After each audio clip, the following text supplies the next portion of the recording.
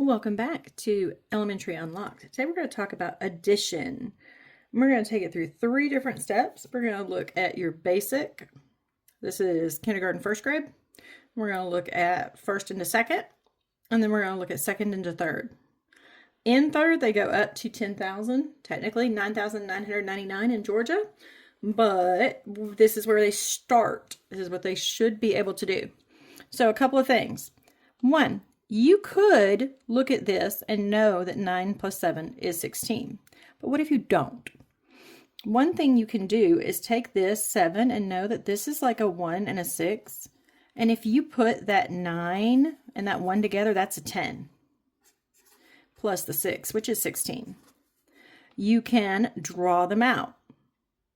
But I find that making a friendly number like this, something that's easier to work with, is very, very helpful. This same skill applies throughout. So right now, this is 39. I'd like to be able to do this one in my head, but this is going to involve regrouping. So when I'm looking at this, I'm thinking, okay, well, I just need one more.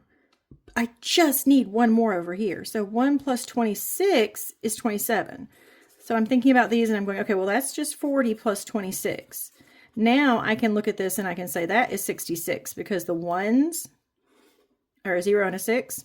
And then the 10s are 40 and 20, which is 60. It makes it a lot easier. That continues to apply, especially if you're at 8s and 9s. If you're at 8s and 9s for your final numbers for your ones place, you can do this by moving around those numbers a lot easier. So again, I'm at 9. I just need to go up 1. 1 plus 326 would give me 327. So if I put these together, now I have 540 plus 326. I can look at these, and I'm even going to switch out colors so we can see these just a little bit better. 0 and 6 is 6. 4, which is 40, and 2, which is 20, 60. And then our final one, 500, and 300 is 800. 866.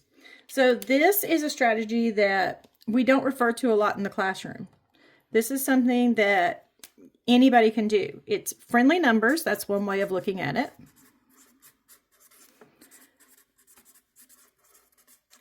Or making 10, because that's really what you're doing is making 10s.